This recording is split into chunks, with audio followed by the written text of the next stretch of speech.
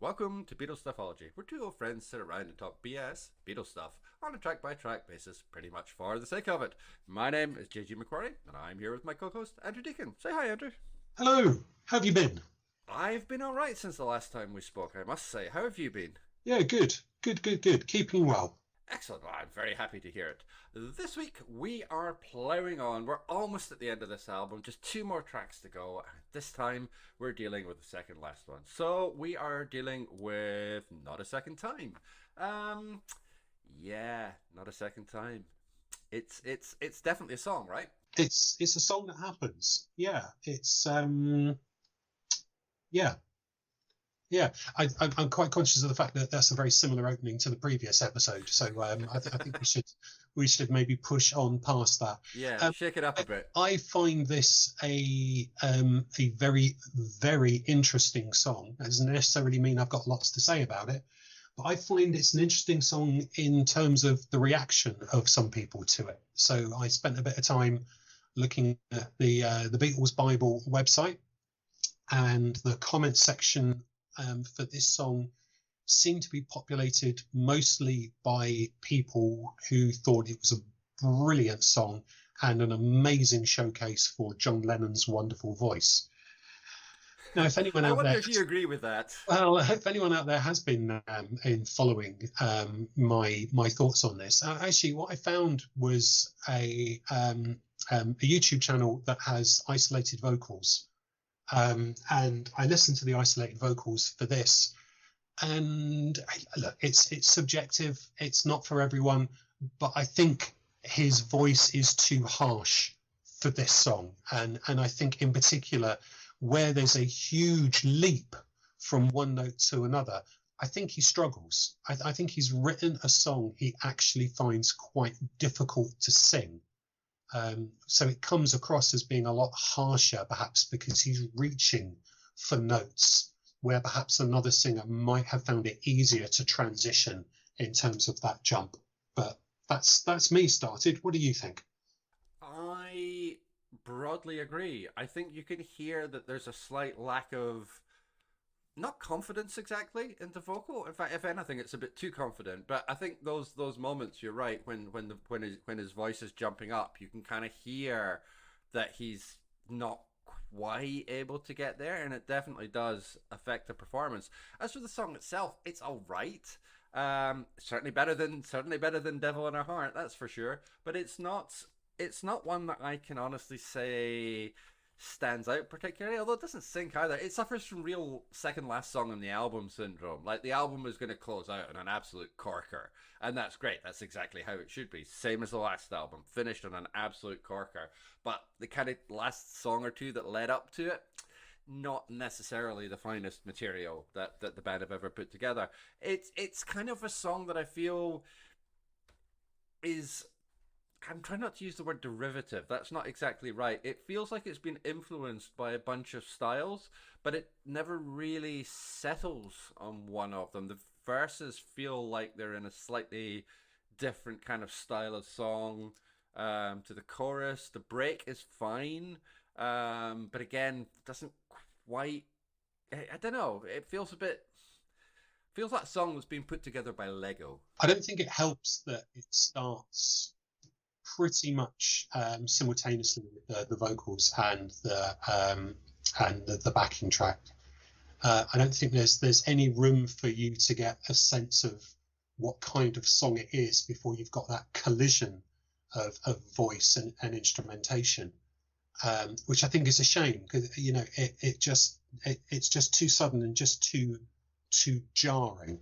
Because I think there is a half decent song underneath there, but we're stuck in that problem of writing, arranging, performing, recording, and then forgetting about that we've spoken about on various tracks before. It's disposable Beatles. It's not bad, but it's a long way from being even in the second draw, let alone the top draw. Yeah, indeed. And it's just another one that needs another draft. It needs another run through or something to just elevate it a little bit. Like George Martin's done a little bit piano on it. That helps. That fleshes it out a little bit. It gives it a slightly different tone or a slightly different character. It's been a couple of episodes since I've spoken about him now, but I'm going to give Ringo his regular check-in and praise here. I think he's having quite a good song. Like, but the fills immediately before and after the instrumental break are really effective, and they really help. Just it sort of stops the song. He gets his little bit, and then it kind of flows on. It's a great little moment for him. It gives him a nice little showcase in a song that, I mean, everybody else is fine on it. I'm not criticizing anybody else on it, but it does give him a nice little sort of spot to kind of show off what he can do, and sort of the difference having a sort of sympathetic or engaged drummer can make, because he does make a really good fist of it in this one. Yeah, I agree with you. I mean, as well as listening to the isolated vocals, I also found isolated drum and bass combined, and there's not a lot of bass going on this. It must be so far down in the mix. It's really difficult to distinguish that there's very much going on at all, but certainly, Ringo's being all kind of peppy in the background. You see, there's an irony of us talking about the song in this way. We're almost kind of dismissing it, because this was the song of Aeolian cadence. Well, yes. And actually, I mean, obviously, Lennon was very much of the opinion that if there was anything like that, it was a complete accident, because he was just writing something that he liked writing. So if there is something very clever in it, well, it's not working on me. It really isn't. So I think it's fine to look at things in that respect, and it may have echoes of Mahler or whatever it is, but it doesn't necessarily mean it works completely as a piece of pop, which is what this is really. Yeah, absolutely. I know absolutely fuck all about music theory even. So I am in no position to be able to judge whether Aeolian cadences are either relevant or accurate or whatever. Although it does greatly amuse me that has gone on to be such a thing about such a relatively minor song. I mean, mostly I just think it's a bit messy. It just kind of it feels a bit, especially the kind of oh no, those kind of get a little bit kind of smeared across the songs, and it's just not. I don't know. It's not terribly well structured. I think it's fair to say, and it probably does. It probably does indicate that it was written relatively quickly. I don't think that there was a lot of effort. But I think the other thing, which is really obvious, is that McCartney's influence is nowhere to be seen. That's the other thing I think that the song could really have benefited from, is if it had been sat down and McCartney had the opportunity to kind of work something out. Like you said, the bass is barely existent in this song. That's absolutely correct. But that's really unusual, even at this point. I mean, sort of a light bass sound is common in the early '60s. That's nothing to be surprised about. But there's no, as far as I am aware, there's no input from McCartney in terms of refining the lyric or maybe developing the chord structure. There's no middle eight. It's just kind of there. It's basically a solo Lennon song, and in this particular occasion, I would say it suffers from that. The song needs another idea or something to just pull it into focus a little bit. That's the whole thing. Maybe that's the way of saying it. It's a very unfocused song. So what I need you to say in a few seconds' time is as many as that. Apparently, it was 9 takes. As many as that? Yeah. I did think for a moment that not a second time was referring to the number of takes. Should we have another go? No, not. No. I think we've covered that one nicely. Yeah. There's I mean, the reason why I think actually there is a decent song in there is because finally I've got to one of those where I've listened to some cover versions and I've thought actually I can hear someone doing something a little bit different and not in a slow down ethereal Lloyd's Bank advert kind of way either. There's this song appeared on a Robert Palmer album it may have been 1980 actually, called Clues, and there is a live version of him singing it that you can watch on YouTube that's pretty decent. And one of the reasons I sort of link back to something I said earlier, it actually starts with a little bit of instrumentation first, and it establishes the song. And as you're listening to it, you sort of think, actually, it's not as jarring. You know, it's a lot more sympathetic in terms of the way it's put together. And Robert Palmer, whatever you feel about his later career and you know the various songs that he went on to perform with the models in the background, I mean, he could sing, and he had the range to be able to make the vocal leaps in order to be able to make it seem almost natural. And when I was listening to that version of it, I actually found it difficult to believe I was listening to the same song. It just had a lot more heart and feeling to it, not just in terms of the singing, but just in terms of the way it was being played, its development. It was a warm version that had a little bit of intimacy in a way that actually the Beatles version's quite cold, I guess. Well, I think sour is the word I would use for the Beatle version. Yeah, I mean, it's kind of a typical Lennon sort of lyric in that sense. You know, it's a bit self pitying. I cry, same old line. You know, so and that's kind of the side that Lennon is leaning into. And I think, like you mentioned, his voice kind of naturally kind of leans in that direction anyway. But that sourness doesn't really do it an awful lot of favors. But like you sent me that Robert Palmer version, which I'm grateful for, and I agree with you. I think it's not only is it a good version of the song, I think it probably is a bit better than the Beatles version. yeah, Apart from the slightly cheesy kind of like 1980s synthesizer on it, yeah, it sounds yeah, pretty good. But you're right, yeah, like he can sing, and he's found a way to kind of he's reading against the lines rather than reading into them. So yeah, yeah, that's like warmth and the sympathy in his voice helps to bring out something in the lyric, which Lennon's kind of very straight down the line delivery doesn't, and that sourness kind of undercuts the actual quality of the song. I agree with what you said before. I think there is a good song in there, and I definitely think that's one of the cover versions that helps prove it. yeah. There was also, I think, a B-side cover version that the Pretenders did as well, which is perfectly fine Yeah. and quite effective. Chrissie Hynde, decent singer. I don't think there's anything particularly stunning or original about it, but it does make it again feel like a different song to the Beatles version, which is interesting because they're not copies, which an awful lot of the cover versions that we've sort of maybe have spoken about for songs so far have effectively been just copies. Yeah, I think it's interesting, particularly comparing this one to the last song, "Devil in Our Heart," in terms of the way that it's recorded, because the actual recording of "Devil in Our Heart" is kind of crude, and particularly a lot of Ringo's cymbal work. I mean, it just sounds like static in the background. It's not terribly effective. Again, sort of suggests that not a lot of time spent on it, either recording or producing. This one is a bit better. There's a little bit more sort of clarity to it. Again, Ringo is, he's doing something interesting on drums, so maybe a little bit more effort has been put into it there. But there's a sense that the instrumentation between the two songs is actually very similar, and I think that's particularly with the second side of this album. I think that's kind of the story of it in a way. They're sort of standing up and playing things in a very similar fashion, and again, I think that's kind of flattening out some of the differences between the material. Now, there's two very obvious exceptions to that, which is Money and Boys is an exception to that. well, no, I mean on this album. Oh, sorry. Okay. Yeah, I was gonna say that, and you really got hold on me. So on the second side of this album, those are the two exceptions.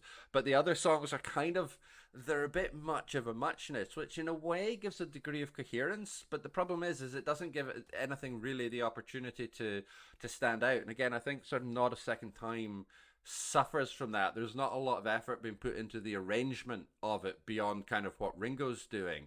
And when you hear those other cover versions, I agree, the Pretenders version, pretty good. Again, Chrissie Hynde's voice is much more sympathetic than Lennon's, so it's bringing stuff out in the song which isn't necessarily there in the Beatles version. And those different instrumentations, those different arrangements of the song allow the song's quality to shine through more than the kind of sort of, kind of very same old kind of arrangement that the Beatles have given it. I wonder if there was how much thought went into the sequencing, because on Please Please Me, the last three songs are a cover, and then Lennon McCartney, and then another kind of big cover to finish as well. So I just wonder if doing that on consecutive albums was any evidence of anything, and sort of then having a look at Hard Day's Night, and actually the penultimate track there is You Can't Do That, which in equal measure is both brilliant and awful. So, which obviously we'll get onto in about 3 years' time. I just wonder if there was any great thought as to how to sequence a record. I mean, it's great that they've gone to 14 tracks. That's something that perhaps we'll see die out as we sort of head through the 60s for a lot of other artists as well, and into the 70s, when of course the number of tracks declined, but the length of the tracks increased significantly. But you can't help but feel as though as they get towards the end of the album, they're sort of hiding. Hey, you've got to hide your songs away. As it were. Excellent. with Devil in Her Heart and Not a Second Time coming in before. It's like this, what is it, A Taste of Honey, There's a Place, that come in on the first album just ahead of that song that's really famous that I can't remember. Twist and Shout. That's the one, thank you. You're welcome. Yeah, it just seems coincidental that you've got two duffers before the big finale. Well, I'll talk a bit more about this when we do kind of like a recap of the whole album. But I think there is some evidence that the sequencing has been sort of pretty well thought through by George Martin at this point. And I mean, the Not a Second Time is a perfectly cromulent song. It's better than There's a Place, I would say. If not maybe by a massively wide margin. But yeah, there is definitely a sense, I think, that the same structure is being followed there. Yeah, I mean, it doesn't make the, let's see, does it make the second? No, it doesn't make the, oh no, it is, it's the very last track on the second Beatles album in America. So there's no sense of building towards a climax there. That one's very much front loaded with I Want to Hold Your Hand, and I Saw Her Standing There. Whereas on side 2, you get such joys as Don't Bother Me, Little Child, Till There Was You, Hold Me Tight, I Want to Be Your Man, and Not a Second Time. That is not an album. In fact, the first side's really good, apart from This Boy, which, face it, no. So that's some weird sequencing going on there. But the Beatles will worry about that sort of thing a little bit more. Again, it's the old cliche, isn't it? As the album becomes more of a piece of art in itself, then more thought will go into how it's sequenced and how it's paced than certainly is happening here, where it's just like a fairly crude commercial beast. You're normally Mr. Live Gigs. Did this song ever get played live? That's a good question. Didn't bother to look it up. Okay, excellent. Well, never mind. I mean, I can we can pause the recording for a second while I quickly go to set list, if you like. Go. Right. Okay. Talk amongst yourselves, folks. Okay. Extensive instantaneous research suggests that quite possibly this was never played live. Okay, I can see why. Yeah, but then we didn't mention it for the last podcast as well. Devil in Her Heart only seems to have been played live 3 times, which doesn't sound great. But if you bear in mind that's exactly the same as Get Back, although for slightly different reasons. That's a very interesting song for comparison that you've chosen there. Anything else you want to say about this one? Nah. No, all right, let's knock it on the head then. What do you want to give this one? I'm going to say it is basically the equivalent of Devil in Her Heart, and very much in like, no, I think Devil in Her Heart's a little bit better. I'm going to say 5. This is up there or down there with till there was you, and I'll get you, and there's a place, and thank you, girl. Well, I said this was slightly better than There's a Place, and I gave There's a Place a 5.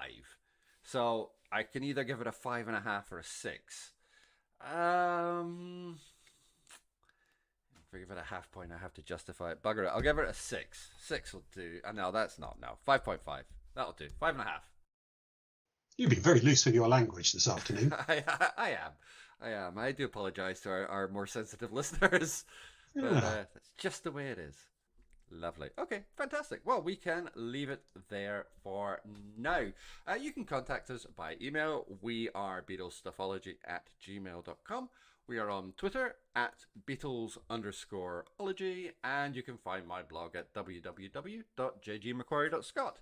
Also, please check out my other podcast, Talking Trek to You, where a noob and an expert, me apparently, go through the original Star Trek episode by episode. Please like, rate, and review us on whatever podcatcher you're using so that more people can find this show. Next episode, we are going to be finishing the album off with Money, and we hope that you're going to join us for it. But until then, keep listening.